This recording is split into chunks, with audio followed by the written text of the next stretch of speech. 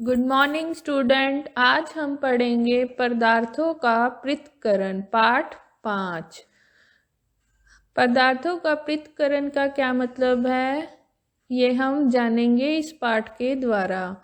इसमें हमने क्या बताया गया है कि जैसे कि हम कोई भी पदार्थ अपने निजी जीवन में उपयोग करते हैं, उसके बाद उसे उपयोग करने के बाद क्या होता है, उसमें से जो वेस्ट निकलता है उसे हम किस तरह से दोबारा रीयूज़ कर सकते हैं किसी वस्तु को बनाने के लिए, या उसे फेंक सकते हैं। आज हम यही इस पाठ के द्वारा माध्यम से पढ़ेंगे और देखेंगे। हमारे दैनिक जीवन में हमें ऐसा बहुत से उदाहरण देखते हैं जिनमें हम पदार्थों के किसी मिश्रण से पदार्थों को पृथक करते हुए देखते हैं। चाय बनाते समय चाय की पत्तियों को द्रव से छलनी द्वारा पृथक किया जाता है, जैसा कि आप चित्र 5.1 में देख रहे हैं। क्या कर रहे हैं, हम घर में अपने चाय बनाते हैं तो चाय के अंदर क्या डालते हैं, चाय पत्ती डालते हैं, चीनी डालते हैं, दूध डालते हैं और पानी डालते हैं। फिर क्या होता है, जब हमारी चाय बन जाती है तो छलनी द्वारा हम उसे छान लेते हैं, तो उस छलनी में क्या रह जाता है, चाय की कुछ पत्तियाँ। फिर उसको हम क्या करते हैं, चाय पत्ती को या तो हम उसको डस्टबिन में डाल देते हैं, अन्यथा हम क्या कर सकते हैं, उसको अगर हम अपने पौधों में डालें उस चाय पत्तियों को, तो वो क्या करेंगी, हमें खाद का काम करेंगी। ठीक है, तो आगे पढ़ते हैं। फसल कटाई के पश्चात अनाज को भूसे से पृथक करते हैं। उसके बाद क्या होता है, जब ऐसे ही अनाज की कटाई हो जाती है, नीचे क्या रह जाता है, जो सूखी हुई डंटियां होती हैं उसे भूसा कहते हैं, वो रह जाती हैं। फिर उसका क्या करते हैं, आजकल उसको क्या करते हैं, जला देते हैं। पहले क्या करते थे, उसको काट के गाय या भैंस इनके सबके चारे में डाल दिया जाता था, पर आजकल जला देते हैं। तो ऐसा हमें बिल्कुल नहीं करना चाहिए, क्योंकि इससे वायु प्रदूषण होता है। वायु प्रदूषण होने के कारण अनेक से जीव जंतुओं को सांस लेने में दिक्कत होती है, अनेक बीमारियों का हमें सामना करना पड़ रहा है। मक्खन को पृथक करने के लिए दूध या दही का मंथन किया जाता है। ऐसे ही जब हमारी मम्मी घर में मक्खन तैयार करती है तो वो किससे तैयार करती है, दूध या दही से, जैसा कि आपने चित्र 5.2 में देख रहे हैं। किस तरह से तैयार कर रही है मक्खन, दूध या दही का मंथन करके मक्खन निकाला जाता है। जैसे कि हमने अध्याय 3 में सीखा है कि रेशों से बीजों को पृथक करने के लिए हम कपास को ओटते हैं। कदाचित आपने नमकीन दलिया अथवा पोहा खाया होगा सभी बच्चों ने नमकीन दलिया पोहा खाया है ना। यदि आपने यह पाया होगा कि इसमें मिर्च है, तो खाने से पहले उन्हें सावधानी पूर्वक बाहर निकाल दिया होगा। जैसे कि जो बच्चे हरी मिर्च नहीं खाते, वो क्या करते हैं, उसे पहले ध्यान से साइड में निकाल देते हैं। ऐसा सभी करते होंगे, है ना। कल्पना कीजिए कि एक कटोरी में आम और अमरूद भरे हैं और आपसे इन्हें पृथक करने के लिए कहा गया है, तो आप क्या करेंगे। आप एक कल्पना करें कि आपको एक कटोरी दी है, उसके अंदर आम रखा है और अमरूद रखा है। उसको आपको अलग अलग करने के लिए बोला है। आप आसानी से कर लेंगे, आम को एक बाउल में कर देंगे और अमरूद को एक बाउल में, आसानी से हो जाएगा अलग, क्योंकि सबको पहचान होती है आम कैसा होता है और अमरूद कैसा दिखाई देता है। इसके लिए आप एक प्रकार के फलों को उठाकर किसी पृथक बर्तन में रख देंगे। क्या ये सही है, ये सही होगा। आगे पढ़ते हैं, क्या ये सही होगा। ऐसा करना सरल प्रतीत होता है, परंतु ये बिल्कुल आसानी से हो जाएगा क्योंकि सभी को पता है कि आम कौन सा है और अमरूद कौन सा है। यदि पृथक किए जाने वाले पदार्थ आम या अमरूदों की तुलना में बहुत छोटे हों तो उन्हें पृथक करने के लिए क्या करना होगा। अगर इससे भी कोई छोटी वस्तु हमें दी जाए तो हम उसे कैसे अलग कर सकते हैं, ये जानते हैं। कल्पना कीजिए यदि आपको रेत और नमक के मिश्रण से भरा कोई गिलास दिया जाता है तो मिश्रण से रेत के कणों को हाथ से बीन कर पृथक करने की सोचना भी असंभव है। अगर आपको एक गिलास में हम आपको पानी मिला दें और रेत मिला दें तो उसको रेत को पानी से अलग करना बहुत ही मुश्किल है। नमक को पानी से अलग करना बहुत ही मुश्किल हो जाएगा। हमें क्या करना पड़ेगा कि या तो पानी को सुखाना पड़ेगा तभी हमें नमक मिलेगा। सुखाने के बाद रेत और नमक अलग नहीं हो पाएगा। तो आगे देखते हैं, ये बिल्कुल असंभव है। छोटे कण हम आसानी से अलग नहीं कर सकते। बड़े पदार्थों को तो हम कर सकते हैं अलग, बट छोटे पदार्थों को हम छोटे कणों को अलग नहीं कर सकते हाथ। तो उसके लिए क्या आवश्यकता है पढ़ते हैं। परंतु पहले ये जानना चाहती है कि ऐसे पदार्थों को पृथक करने की हमें आवश्यकता ही क्यों होती है। ऐसे पहेली ये सोच रही है कि ऐसे छोटे छोटे पदार्थों को हम अलग ही क्यों करते हैं। जानते हैं। क्रियाकलाप 1 में सारांश 5.1 के कलम 1 में पृथक्करण के कुछ प्रकरण दिए हैं। पृथक करने का उद्देश्य तथा अवयवों को पृथक करने के ढंगों को कलम 2 तथा 3 में दिया गया है। तथापि कलम 2 तथा 3 में दी गई सूचना अव्यवस्थित हो गई है। क्या आप प्रत्येक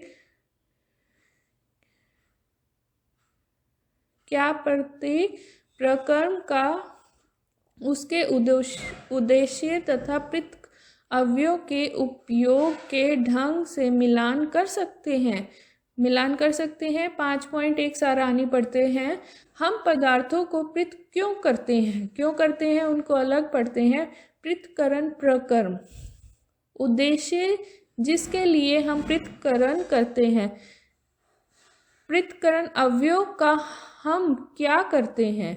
चावलों से पत्थरों को पृथक करना। चावल से पत्थर को हम अलग कर सकते हैं, बिल्कुल कर सकते हैं। 2 भिन्न परंतु उपयोगी पदार्थों को पृथक करना। दोनों ही उपयोगी हैं, पत्थर भी हमारे लिए उपयोगी है और चावल भी। और दोनों क्या है, ठोस पदार्थ है, तो हम आसानी से उन्हें अलग कर सकते हैं। हम ठोस अवयव को फेंक देते हैं। हम उसमें से पत्थर को, कंकड़ को आसानी से निकाल कर फेंक सकते हैं। यदि हम उसके अंदर नमक डाल दें चावल के अंदर तो हम उसको अलग कर सकते हैं? नहीं, वो बहुत ही छोटे कण होते हैं, हमारे लिए बहुत ही मुश्किल हो जाएगा ये करना। मक्खन प्राप्त करने के लिए दूध का मंथन। मक्खन निकालने के लिए दूध का मंथन कैसे करते हैं? अनुपयोगी अवयवों को दूर करना।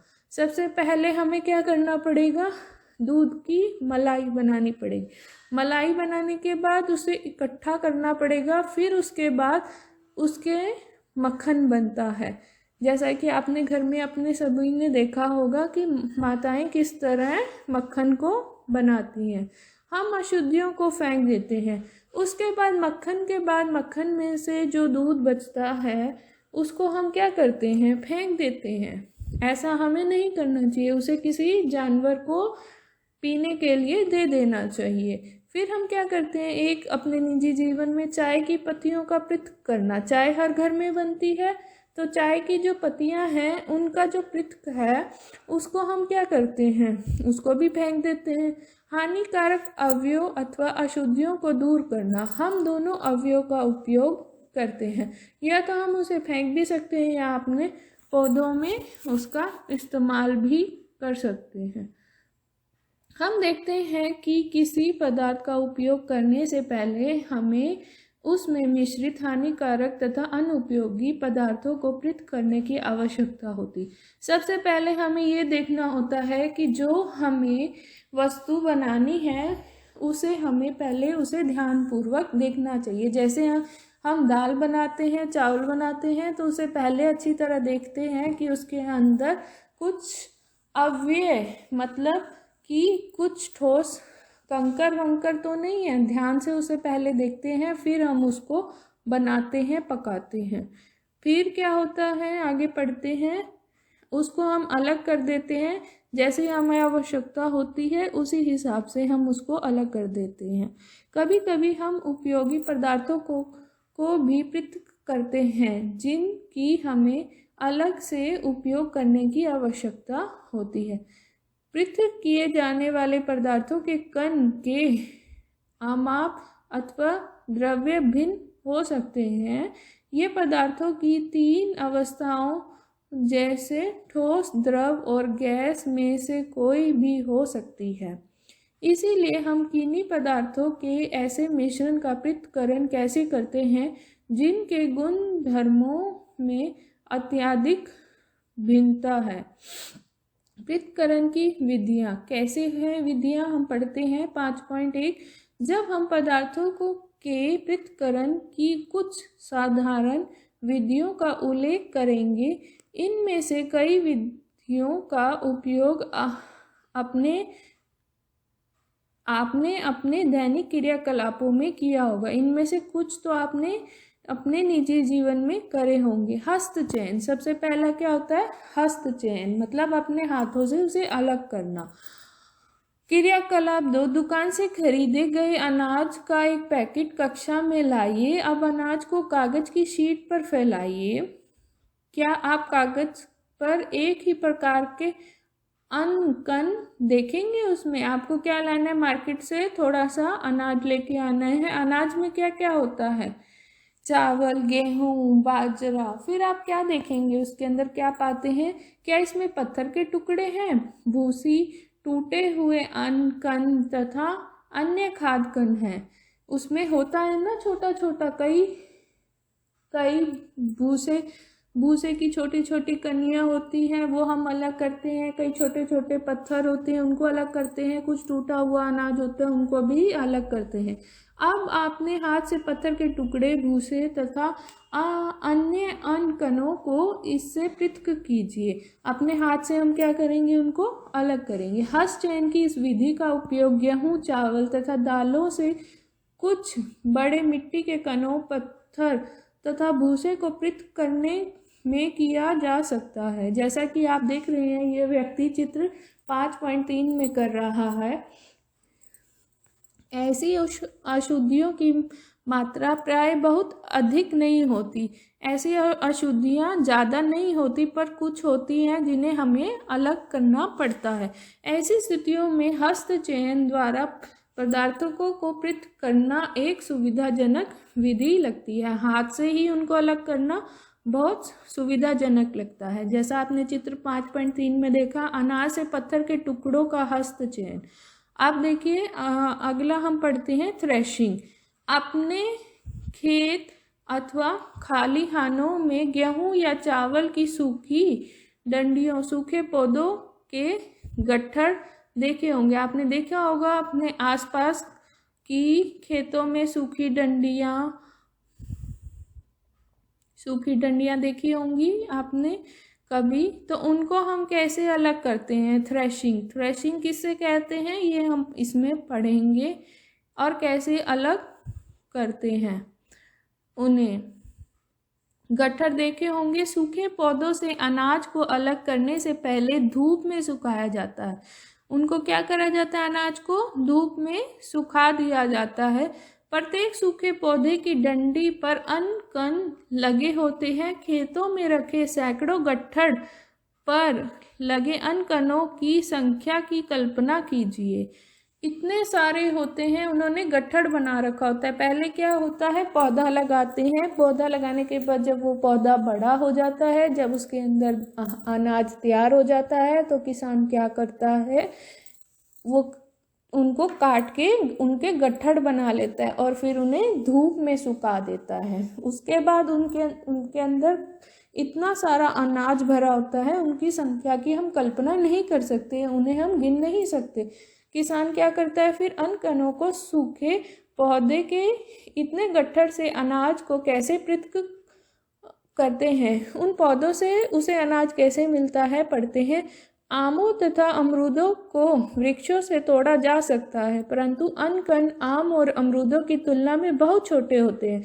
एक तो उनका साइज बहुत छोटा होता है, तो उन्हें अलग करना बहुत ही मुश्किल होता है, तो इसीलिए वो इसका इस्तेमाल करता है सुखा के अनाज के गट्ठरों को। फिर कैसे अलग करता है पढ़ेंगे इसके अंदर।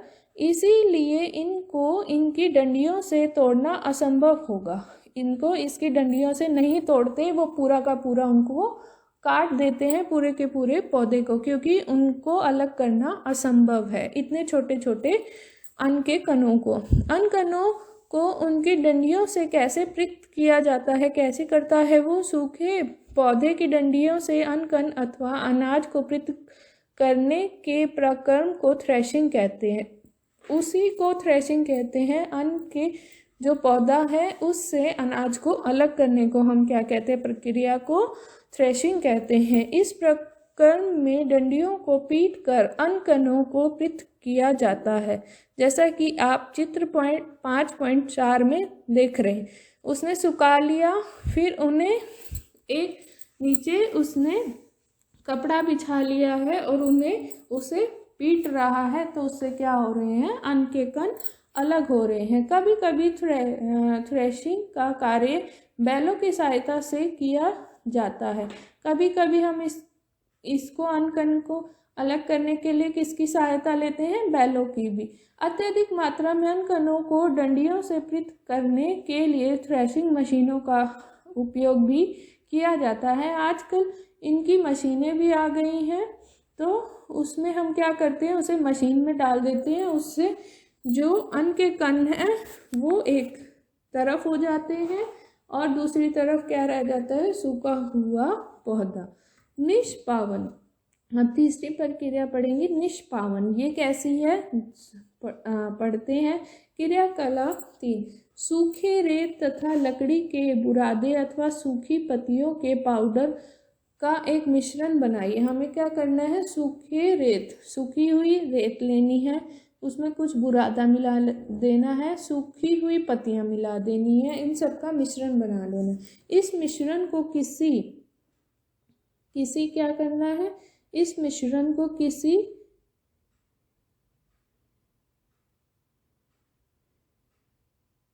प्लेट अथवा समाचार पत्र के ऊपर रखिए। आपको क्या करना है? किसी प्लेट में या किसी समाचार पत्र के ऊपर रखना है। मिश्रण को ध्यान से देखिए। क्या आप दोनों अवयवों को आसानी से पृथक कर सकते हैं? क्या दोनों अवयवों के कणों के आमाप समान है? सबके जो कण है वो समान होंगे? नहीं होंगे। क्या हस्तचयन द्वारा इन अवयवों को पृथक करना संभव है? हम हाथ से इसको अलग कर सकते हैं? नहीं कर सकते। इसको अलग बिल्कुल भी नहीं कर सकते हम हाथ से। अब आप इस मिश्रण को खुले मैदान में ले जाइए तथा किसी ऊंचे समतल स्थान पर खड़े हो जाइए। आपने क्या करना है? इसे किसी खुले मैदान में ले जाना और आप किसी स्टूल पे खड़े हो जाना, किसी वहाँ से ऊंचाई पर खड़े हो जाना है आपको। फिर क्या करना है? मिश्रण को प्लेट में अथवा समाचार पत्र पर रखिए। आपने मिश्रण को क्या करना है? समाचार पत्र या प्लेट में रखना है। उसे पकड़कर हवा में कंधे की ऊंचाई तक ले जाकर थोड़ा सा टेढ़ा कीजिए ताकि मिश्रण धीरे धीरे नीचे फिसले। आपने क्या करना है? अपनी कंधे की ऊंचाई से आपने अनाज को नीचे की तरफ फेंकना है। ऐसा करने से क्या होगा? हवा के साथ जो हल्की पत्तियां हैं, भूसा है, वो क्या है? रेती है, आसानी से उड़ जाएगी, वो एक तरफ हो जाएगी, आपके पास एक तरफ अनाज इकट्ठा हो जाएगा। क्या होता है? क्या दोनों अवयव रेत एवं बुरादे या सूखी पत्तियों का पाउडर है एक ही स्थान पर गिरते हैं? नहीं, वो एक स्थान पर नहीं गिरेंगे, उसके आजू बाजू में गिर जाएंगे, आसपास में गिर जाएंगे और अनाज एक तरफ गिर जाएगा। ऐसा भी आपने करते हुए देखा होगा। आज से पहले अनाज ऐसे ही साफ किया जाता था, पहले के समय में माताएं अपने घर में इसी तरह से अनाज साफ करती थी। आजकल अनाज साफ करने की आवश्यकता नहीं है, हमें पिसा पिसाया आटा मिलता है। पर पहले की माताएं क्या किया करती थी, गेहूं को इसी तरह से साफ करके उनमें से अब कणों को अलग करती थी। एक ऊंचे स्थान पर खड़ी होकर अनाज को धीरे धीरे नीचे डालती थी, उससे अनाज एक तरफ इकट्ठा हो जाता था और सूखी पत्तियां, भूसा, बुरादा ये सब एक तरफ गिर जाता था। उससे उन्हें आसानी भी होती थी साफ करने में, थोड़ा समय जरूर लगता था। अब आगे पढ़ते हैं। क्या कोई अव्यय ऐसा है जो वायु द्वारा दूर उड़कर गिरता है?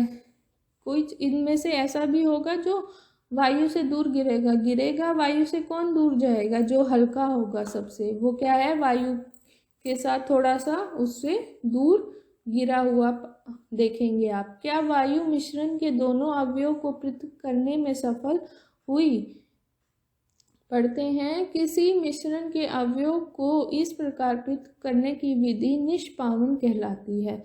हम किसी पदार्थ में से कणों को अलग करने के लिए इस विधि का भी प्रयोग करते हैं।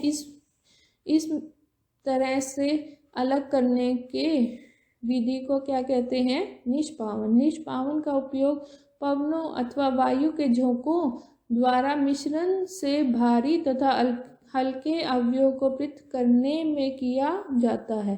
साधारणतः किसान इस विधि का उपयोग हल्के भूसे को भारी अन्य कणों से पृथक करने के लिए करते हैं। जैसा कि आप चित्र 5.5 में देख रहे हैं, यह महिला एक स्टूल पे खड़ी है और इसने एक नीचे चटाई बिछा रखी है, उसमें अपने कंधे के बराबर से क्या डाल रही है? अनाज।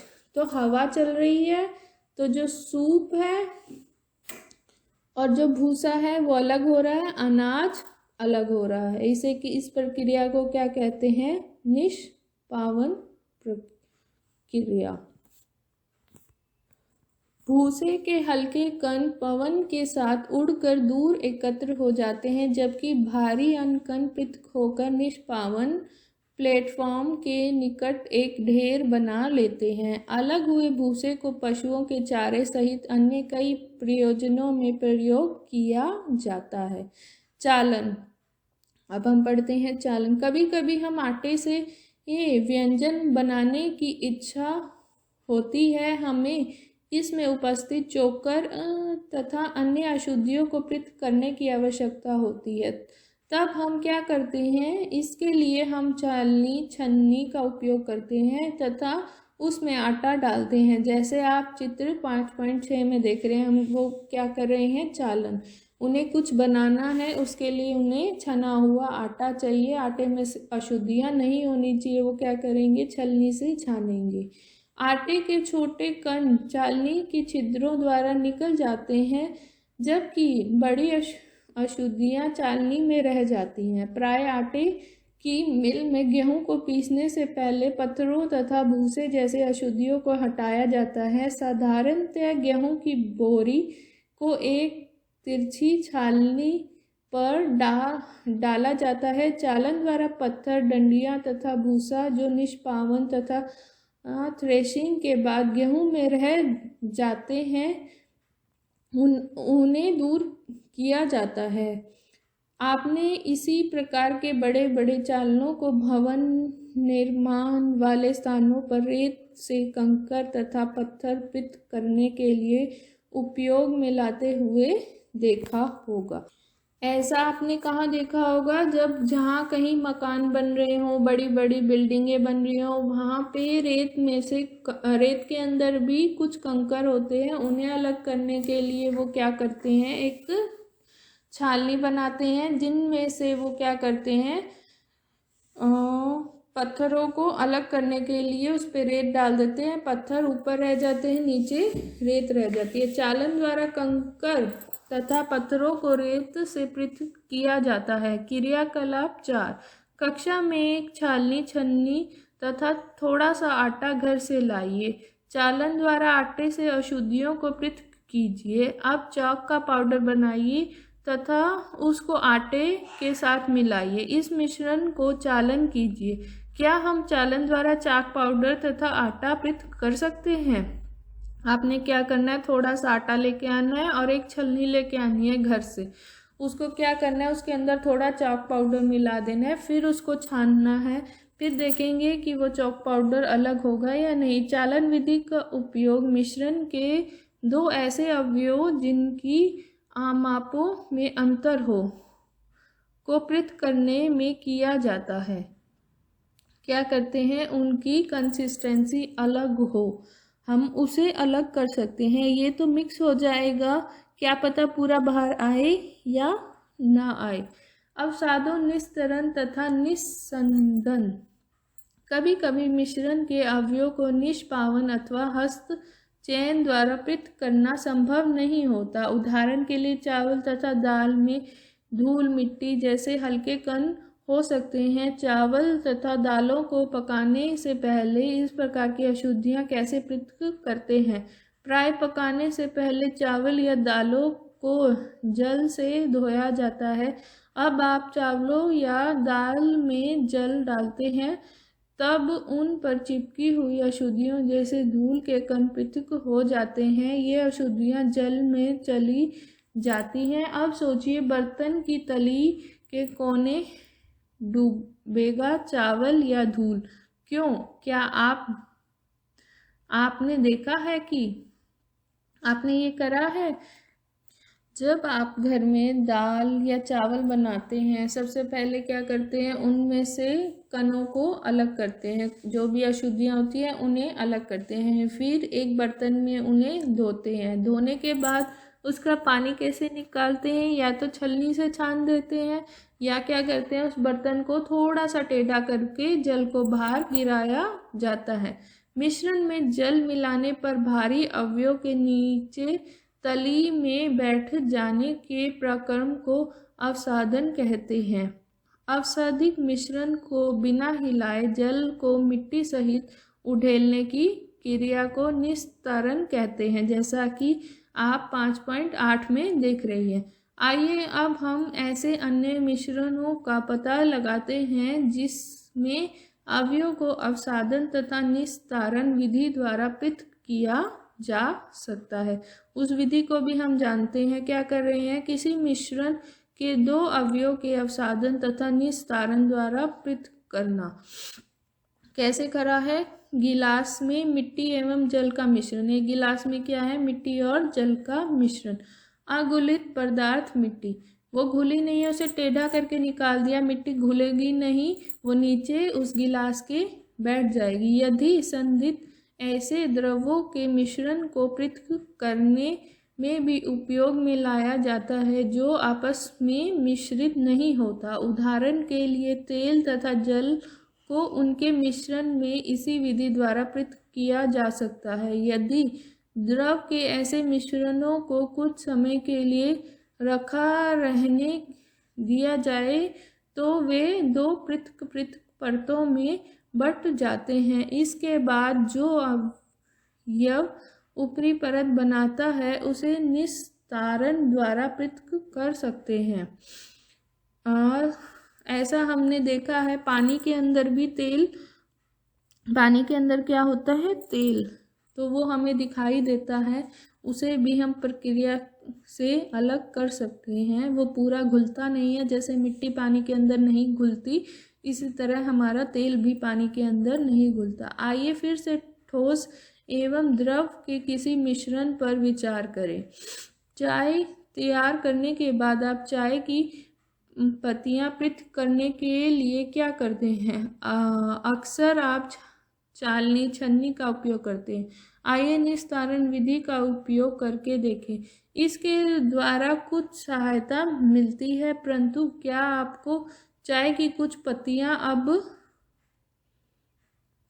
अभी भी मिलती हैं? आप चाय को एक छन्नी में डाल दीजिए, क्या चाय की सारी पत्तियां छन्नी में रह जाती हैं? इस प्रक्रम को निस्संदन फिल्टर करना कहते हैं, चित्र 5.1 में जैसे आपने देखा था। अब सोचिए, तैयार चाय से चाय की पत्तियां पृथक करने में निस्तरण और निसंधन में से कौन सी विधि अच्छी है? आइए अब हम अपने उपयोग में आने वाले जल के उदाहरण पर विचार करते हैं। क्या हम सभी को हर समय पीने के लिए सुरक्षित जल मिलता है?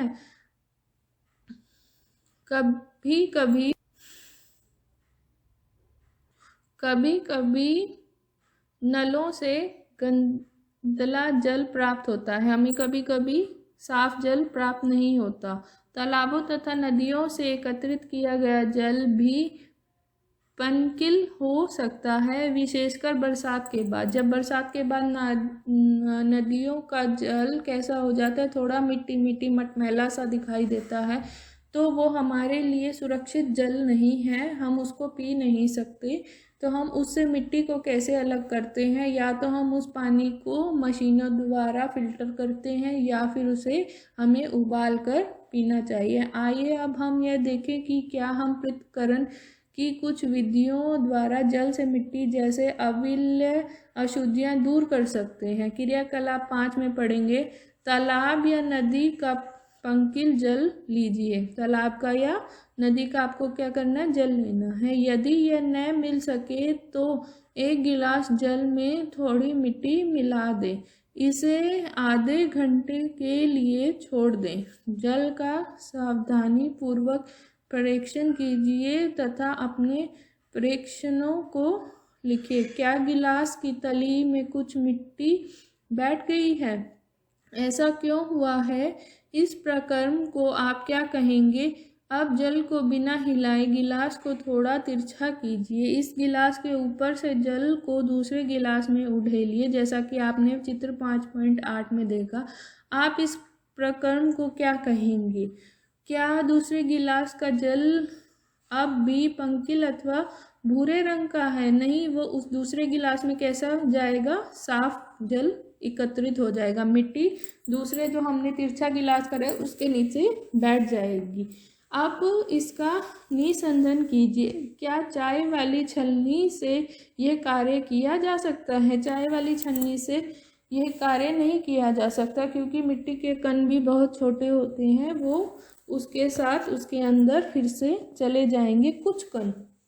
आइए कपड़े की सहायता से जल को निशोधन करने का प्रयास करते हैं। कपड़े के टुकड़े से बुने हुए तागे के बीच में छोटी छोटी छिद्र अथवा रंध्र होते हैं। कपड़े के इन्हीं छिद्रों का उपयोग निसंधक के रूप में किया जा सकता है। किसके कर सकते हैं? निसंधक। यदि जल अब भी गंदला हो तो अशुद्धियों को फिल्टर पात्र द्वारा निसंधित कर सकते हैं, जिसमें और भी छोटे रंध्र हो सकते हैं। फिल्टर पत्र एक ऐसा निसंधक होता है जिसमें अत्यंत सूक्ष्म छिद्र होते हैं, जैसा कि आप चित्र 5.9 में देख रहे हैं। फिल्टर पत्र के उपयोग से संबंधित विभिन्न चरण दर्शाए गए हैं। फिल्टर पत्र को शंकु के रूप में मोड़कर कीप में लगा दिया जाता है, जैसा कि आप चित्र 5.10 में देख रहे हैं।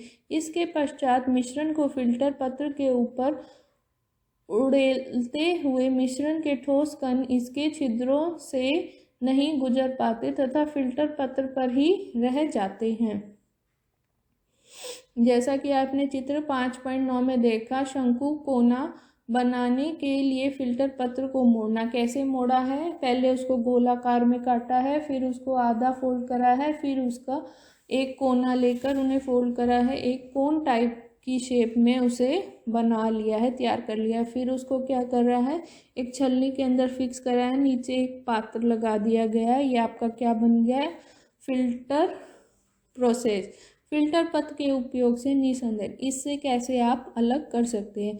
साधारणतः फलों तथा सब्जियों के रसों को पीने से पहले उनसे बीजों तथा ठोस कणों को पृथक किया जाता है। निसंधन विधि का उपयोग घरों पर पनीर बनाने में भी होता है। ऐसा हम कब करते हैं? जब पनीर बनाते हैं तब भी उनके अंदर छोटे छोटे, जब दूध फट जाता है तो उसके अंदर छोटे छोटे कण हैं और पानी होता है। उसे पानी को अलग करने के लिए हम इस प्रोसेस का इस्तेमाल करते हैं। आपने देखा होगा कि पनीर बनाने के लिए दूध को उबालने से पहले उसमें नींबू का रस मिलाया जाता है।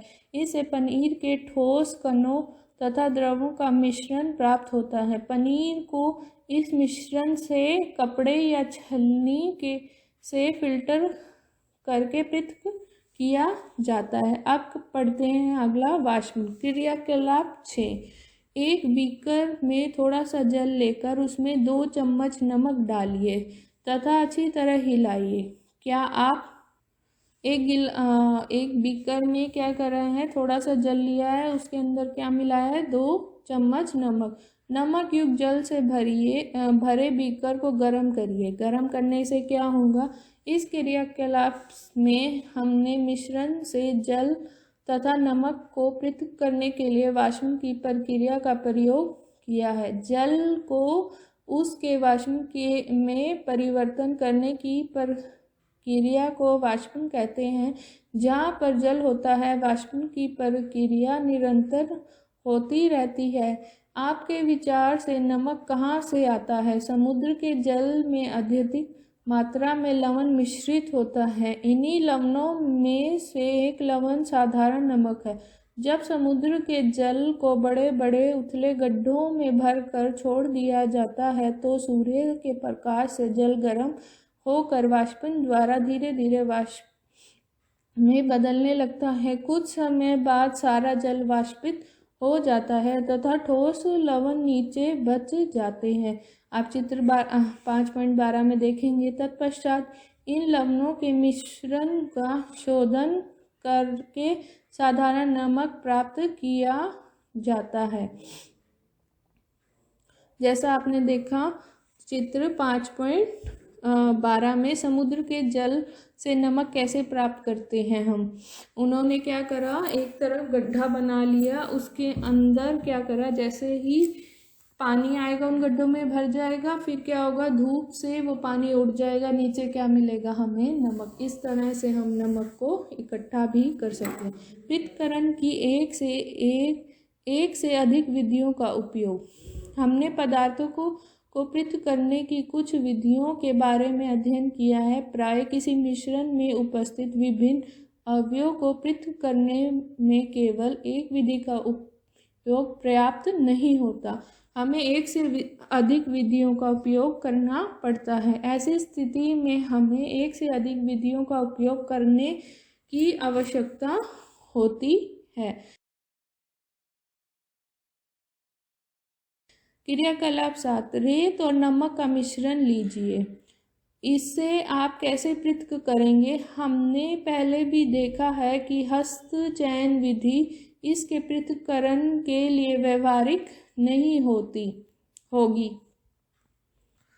इस मिश्रण को बीकर में रखिए तथा इसमें कुछ जल मिलाइए। इसके बाद बीकर को कुछ समय के लिए एक और रख दीजिए। क्या आप यह देखते हैं कि रेत बीकर की तली में बैठ रहा है? इस निस्तरण या निस्संदन द्वारा पृथक कर सकते हैं। आप क्या देखेंगे कि जो रेत है वो नीचे तली में बैठ जाएगा। इस तरह से आप पानी में से रेत को अलग कर सकते हैं। निस्तरित द्रव में क्या है? क्या आप सोचते हैं कि इस जल में वही नमक है जो कि आरंभ में मिश्रण में था? वैसा ही नमक मिलेगा? ये हम आगे पढ़ेंगे। अब इस निस्तारित द्रव से नमक व जल को पृथक करना है। इस द्रव को किसी केतली में भरकर इसका ढक्कन बंद करिए। अब कुछ समय तक केतली को गर्म कीजिए। क्या आप केतली को टोंटी से भाप निकलती देखते हैं? अगर उससे भाप निकल रही है तो आप क्या अनुमान लगाएंगे, ये आप बताइएगा। फिर अब हम आगे देखते हैं कि चित्र 5.13 में एक केतली में क्या करा है, जल भरकर गैस पर रखा है। उसकी जो आगे टूटी है उसमें से क्या निकल रही है, भाप निकल रही है। अब क्या देखेंगे, इसे क्या कहेंगे, वाष्पन तथा संघन। उन्होंने क्या करा है, एक प्लेट को उस भाप के आगे लगाकर देखा है। उस पे क्या होगा, कुछ पानी की बूंदें आपको कुछ समय के बाद जमी हुई दिखाई देंगी। उसे हम क्या कहते हैं, भाप। एक धातु को प्लेट लीजिए जिस पर कुछ बर्फ रख लो। उस पे आपने प्लेट पे क्या करना है, आगे की तरफ बर्फ भी रखनी है। प्लेट को केतली की टूटी को ठीक ऊपर पकड़िए जैसा कि चित्र 5.13 में दर्शाया गया है। आप क्या देखते हैं, केतली के सारे जल को भाप में बदलने दीजिए। जितना भी केतली का जल है उस सबको भाप में बदलने दीजिए। जब भाप बर्फ से ठंडी की गई प्लेट के संपर्क में आती है तो वह संघनित होकर द्रव जल बन जाती है। प्लेट के नीचे से बूंद बूंद होकर नीचे गिरने वाला यह जल संघन द्वारा भाप बना है। ये जल वाष्प से उसकी द्रव अवस्था में परिवर्तित होने की प्रक्रिया को संघन कहते हैं। क्या आपने कभी जिस पात्र में दूध को थोड़ी देर पहले उबाला गया था उस पर ढकी प्लेट पर संघनित जल की बूंदों को देखा है? जब सारा जल वाष्पित हो जाता है तो फिर केतली में पीछे क्या छूट जाता है? क्या छूटेगा? नमक। क्या रह जाएगा नीचे की तरफ? केतली में सारा जल क्या बन गया, हमारा भाप बन गया, और नीचे की तरफ हमें क्या मिल जाएगा आसानी से? नमक। इस प्रकार हमने मिश्रण से नमक, रेत तथा जल को निस्तरण, निस्संदन, वाष्पन तथा संघन विधियों का प्रयोग कर सफलतापूर्वक पृथक किया है। इस तरह हमने क्या करा है, जल को तो भाप बना दिया और फिर वापस जल एकत्रित करने के लिए हमने जो टूटी थी उसके आगे प्लेट पे बर्फ रख दी, उससे हमें जल भी प्राप्त हो गया। और क्या हुआ, उस केतली में क्या रह गया? नमक। इस तरह नमक पानी से अलग कर लिया गया। पहले को रेत से नमक की पुनः प्राप्ति की समस्या है। उसने नमक के संपूर्ण पैकेट को रेत की थोड़ी मात्रा में मिलाया था। फिर उसने क्रियाकलाप 7 में सुझाई गई विधि द्वारा नमक को पुनः प्राप्त करने का प्रयास किया, परंतु उसने यह पाया कि वह तो लिए गए नमक के केवल थोड़े भाग की पुनः प्राप्ति कर पाई है, उससे कहाँ त्रुटि हुई होगी। क्या जल किसी पदार्थ की कितनी भी मात्रा को घोल सकता है? ऐसा है, अगर हम 1 गिलास जल लें, उसमें अगर हम 4 चम्मच नमक को मिला दें वो तो घुल जाएगा। अगर हम उसकी जगह 400 चम्मच नमक घोलें तो यह नहीं घुल पाएगा उस गिलास के अंदर। अध्याय 4 में हमने पाया कि कई पदार्थ जल में घुलकर विलयन बनाते हैं, तब हम उन पदार्थों को जल में विलीय कहते हैं। यदि हम जल की मात्रा निश्चित रखकर उस पदार्थ की मात्रा निरंतर बढ़ाते जाएं तो क्या होगा? आगे क्रियाकलाप 8 में सीखते हैं। इस कार्य के लिए आपको एक बीकर अथवा गिलास, 1 चम्मच नमक तथा जल की आवश्यकता होगी। आधा कप जल बीकर में उड़ेलिए, 1 चम्मच नमक इसमें डालकर तब तक विलोडित कीजिए जब तक कि यह पूरी तरह से न घुल जाए, जैसा आपने चित्र 5.14 में देखा है। अब फिर 1 चम्मच नमक डालिए और भली भांति विलोडित कीजिए। इसी प्रकार 1-1 चम्मच करके नमक मिलाते तथा विलोडित करते जाइए। कुछ चम्मच भर नमक मिलाने के बाद क्या आप यह पाते हैं कि कुछ अविलेय नमक बच जाता है? यह बीकर की तली में बैठ जाता है। आप कुछ समय के बाद ऐसा ही देखेंगे, नमक उसके अंदर घुलेगा नहीं, नीचे पानी की निचली स्तर पे आपको बैठा हुआ दिखाई देगा। यदि हाँ, तो इसका अर्थ यह हुआ कि अब इस जल में अधिक नमक नहीं घुल सकता। अब इसके अंदर और हम अधिक नमक को नहीं घोल सकते। अब यह विलयन संतृप्त विलयन कहलाता है। यहाँ एक संकेत है जो ये बताता है कि उस समय संभवतः क्या गलत हुआ जब पहेली ने रेत में क्या करा, नमक को घोला। तो नमक को जल में घोलना, नमक को क्या करा है उन्होंने, जल में घोला है, जैसे कि आपने 15.4 में देखा है। अधिक मात्रा में मिले नमक की पुनः प्राप्ति का प्रयास किया था। कदाचित नमक की मात्रा संतृप्त विलयन बनाने के लिए आवश्यक मात्रा से बहुत अधिक थी। अविलय नमक रेत के साथ मिला रह गया है, जिसे पुनः प्राप्त नहीं किया जा सका। वह अधिक मात्रा में जल का उपयोग करके अपनी समस्त समस्या हल कर सकती थी। कल्पना कीजिए कि उसके पास मिश्रण में सारे नमक को घोलने के लिए पर्याप्त मात्रा में जल नहीं है। क्या किसी अन्य उपाय द्वारा जल की उसी मात्रा में संतृप्त विलयन बनाने से पूर्व पहले से अधिक नमक घोला जा सकता है?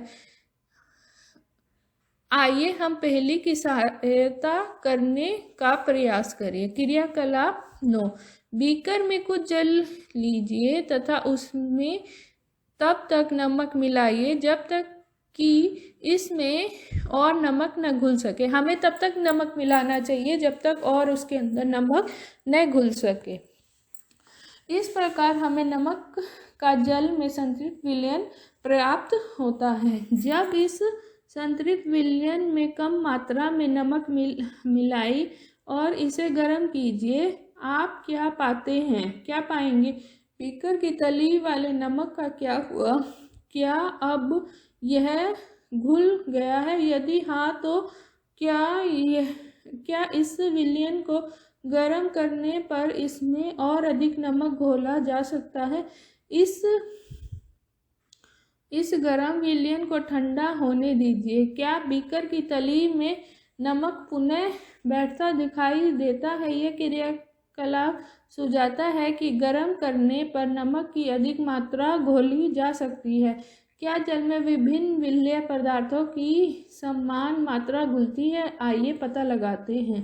क्रियाकलाप 10। 2 गिलास लीजिए और प्रत्येक में आधा कप पानी भरिए। एक गिलास में 1 चम्मच नमक मिलाइए और क्या देखिएगा आप, नमक मिलाना है जब तक विडोलित कीजिए जब तक कि वह घुल न जाए।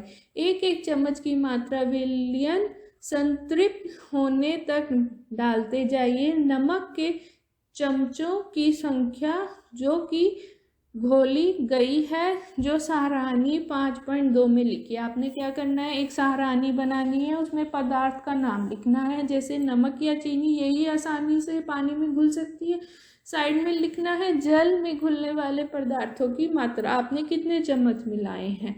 फिर आप देखिएगा एक गिलास में कितने चम्मच हम घोल सकते हैं, नमक के या चीनी के, वो आप इस सारणी के द्वारा लिखिएगा बनाकर। इस क्रियाकलाप को चीनी से दोहराइए। पहले आपने नमक से दोहरा के देखा, अब चीनी से भी दोहरा के देखिए। आप इसको जल में विलय अन्य पदार्थों से भी दोहरा सकते हैं, और भी अन्य आप पदार्थ ले सकते हैं पानी में घोलने के लिए। सारणी 5.2 से आप क्या जानकारी प्राप्त करते हैं? क्या आपने पाया कि जल विभिन्न पदार्थों की भिन्न भिन्न मात्रा को घोलता है? जल में भिन्न भिन्न मात्रा घोली जा सकती है।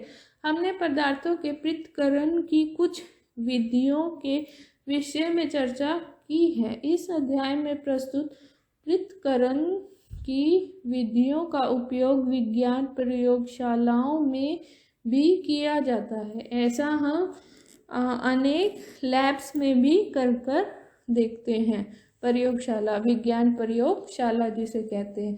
हमने यह भी सीखा कि पदार्थ को द्रव में घोलने से विलीन बनता है। यदि विलयन में और पदार्थ न घुल सके तो वह संतृप्त विलयन कहलाता है। प्रमुख शब्द क्या आए हैं इस पाठ में, हम पढ़ते हैं।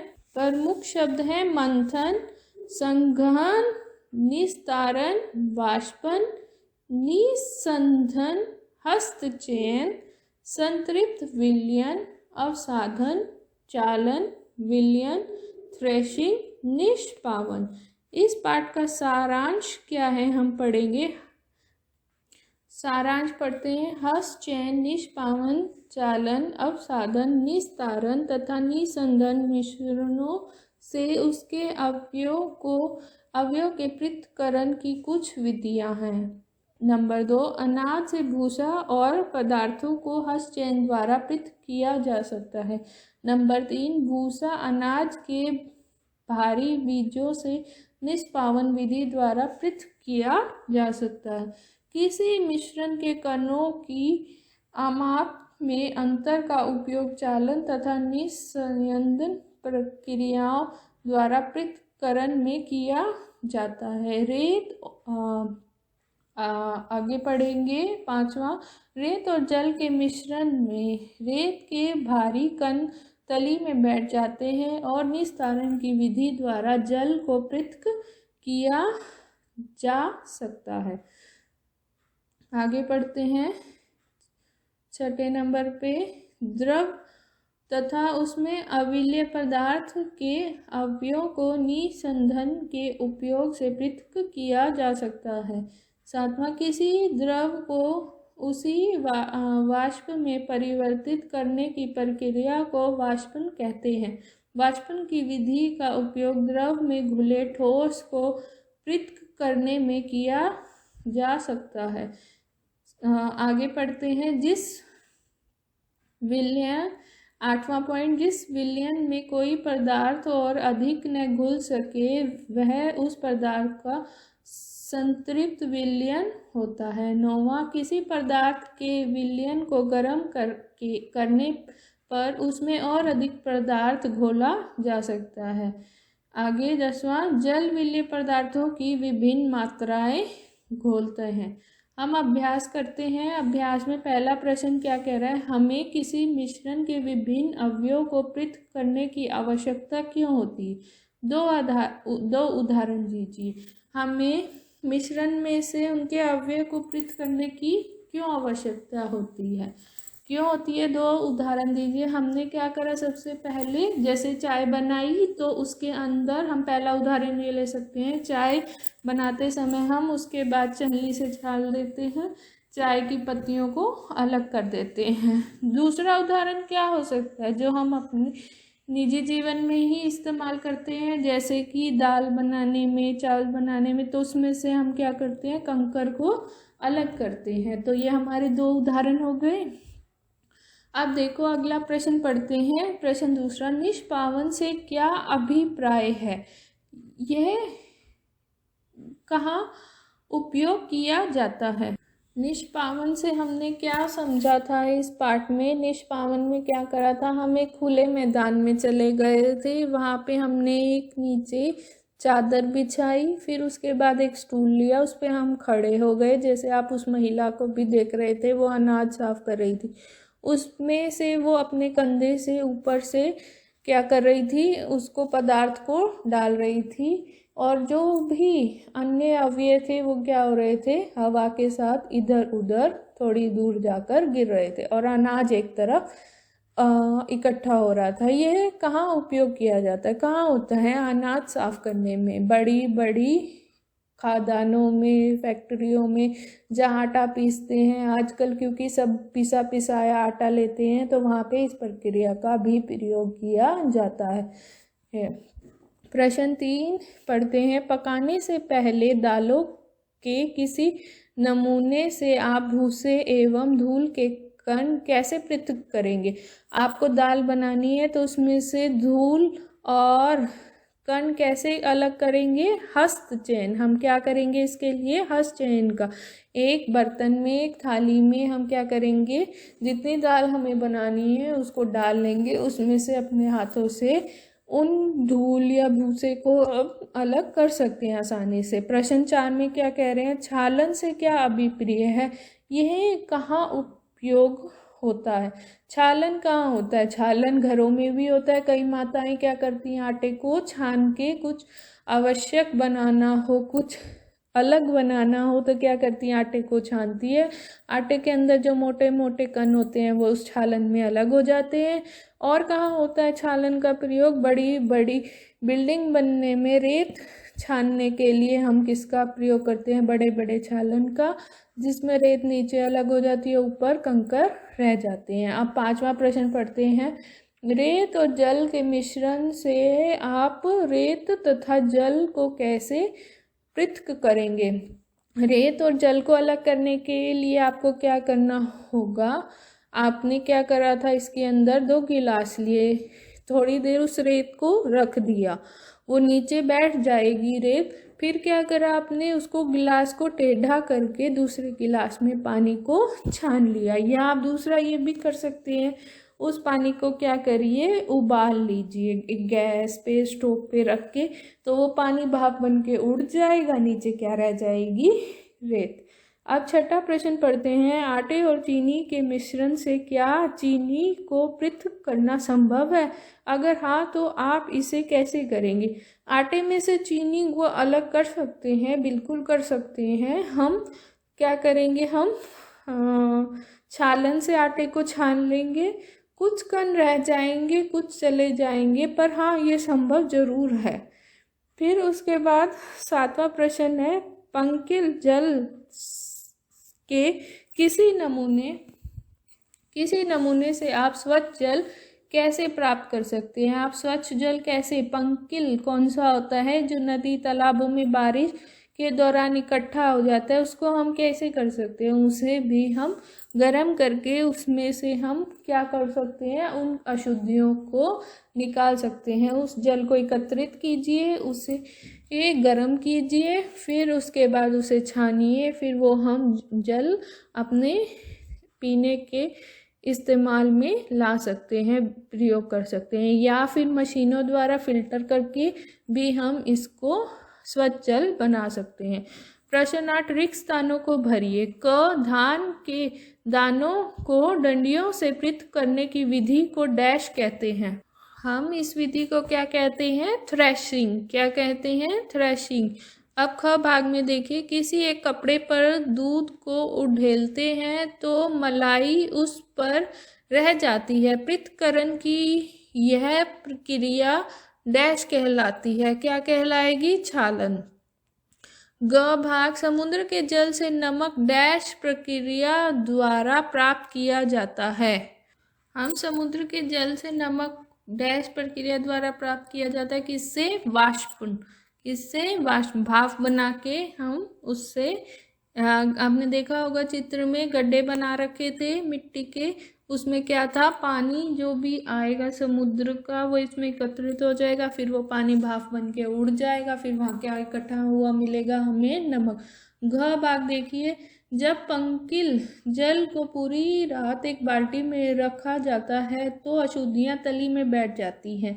इसके पश्चात स्वच्छ जल को ऊपर से पृथक कर लेते हैं। इसमें उपयोग होने वाली पृथक्करण की प्रक्रिया को डैश कहते हैं, क्या कहते हैं, फिल्टर। क्या कहते हैं, हम उस पानी को फिल्टर कहते हैं। 9वां भाग, सत्य अथवा असत्य। क, दूध और जल के मिश्रण को निस्संदेह द्वारा पृथक किया जा सकता है, नहीं करा जा सकता, दूध में से पानी को अलग। ख भाग, नमक तथा चीनी के मिश्रण को निष्पावन द्वारा पृथक कर सकते हैं, बिल्कुल कर सकते हैं। ग भाग, चाय की पत्तियों को चाय के पृथक्करण निस्संदेह द्वारा किया जा सकता है, बिल्कुल किया जा सकता है। घ भाग, अनाज और भूसे का पृथक्करण निस्संदेह प्रक्रम द्वारा किया जा सकता है, बिल्कुल किया जा सकता है। 10वां प्रश्न, जल में चीनी तथा नींबू का रस मिलाकर शिकंजी बनाई जाती है। आप बर्फ डालकर इसे ठंडा करना चाहते हैं, इसके लिए शिकंजी में बर्फ चीनी घोलने से पहले डालेंगे या बाद में? किस कारण में अधिक चीनी घोलना संभव होगा? कब संभव होगा? चीनी को पहले ठंडे पानी में चीनी घोलना थोड़ा असंभव हो जाता है, और क्या करेंगे हम इस प्रक्रिया में, पहले पानी में चीनी को घोलेंगे, फिर नींबू डालेंगे, फिर नमक भी डाल सकते हैं अगर डालना चाहिए, उसके बाद बर्फ़ डालेंगे, जिससे चीनी आसानी से घुल जाएगी। अब इसमें पढ़ते हैं प्रस्तावित परियोजना एवं क्रियाकलाप। एक, किसी निकटवर्ती डेयरी में जाइए तथा दूध से क्रीम को पृथक करने के प्रक्रमों का आंकड़ा तैयार कीजिए। वो कैसे करते हैं दूध से क्रीम को अलग? किसी आसपास जिन बच्चों के घरों के आसपास डेयरी हो वहां जाके देखिएगा।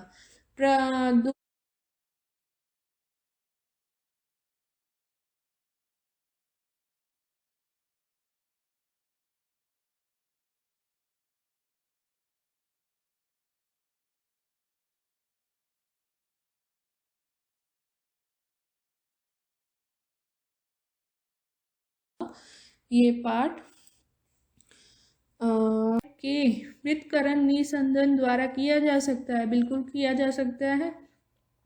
घ भाग, अनाज और भूसे का पृथक्करण निस्संदन प्रक्रम द्वारा किया जा सकता है। बिल्कुल किया जा सकता है।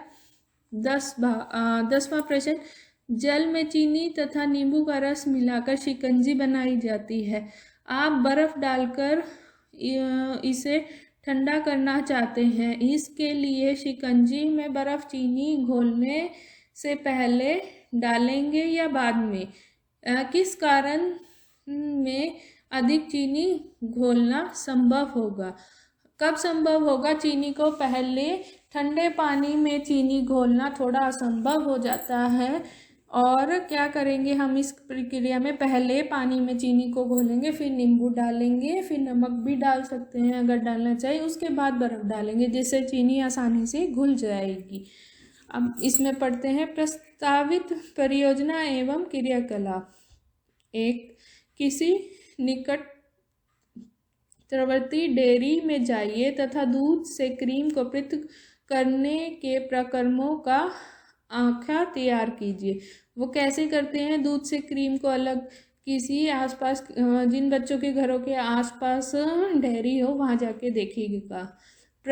दूसरा क्या कर सकते हैं? आपने कई विधियों द्वारा जल से पंख जैसे अशुद्धियों को पृथक करने का प्रयास किया। कभी कभी सभी विधियों का उपयोग करने पर भी जल थोड़ा पंकिल रह जाता है। आइए देखें कि क्या हम इन अशुद्धियों को पूरी तरह से हटा सकते हैं। इस निस्संदिग्ध जल को एक गिलास में लीजिए। फिटकरी के एक टुकड़े को धागे से बांधकर इस जल में निलंबित करके घुमाइए। क्या जल स्वच्छ हो गया? पंख का क्या हुआ? इस प्रक्रिया को भ्रमण कहते हैं, भारण कहते हैं। अपने घरों में बड़ों से यह विधि के बारे में बातचीत कीजिए और पता लगाइए कि क्या कभी उन्होंने इस प्रक्रिया का उपयोग किया है। आपने क्या करना है? गिलास में पानी लेना है, नदी का या तालाब का। उसके बाद उसके अंदर आपने क्या करना है? एक फिटकरी का टुकड़ा घुमाना है। उससे भी आप क्या पाएंगे? उस पानी में से जो जितनी भी अशुद्धियां हैं वो समाप्त हो जाएगी। अवलोकन के लिए निष्पावन करने वाले गुस्ताव कॉर्बेट की एक painting 1893 Musee des Beaux Arts Nantes France के संयुक्त से। ये पेंटिंग जो है ये बता रही है पहले के टाइम में लोग इस तरह से अनाज को साफ किया करते थे, जो आजकल नहीं करना पड़ता हम सबको। मुझे लगता है सब बच्चों को अच्छे से समझ में आया होगा ये पाठ। Thank you.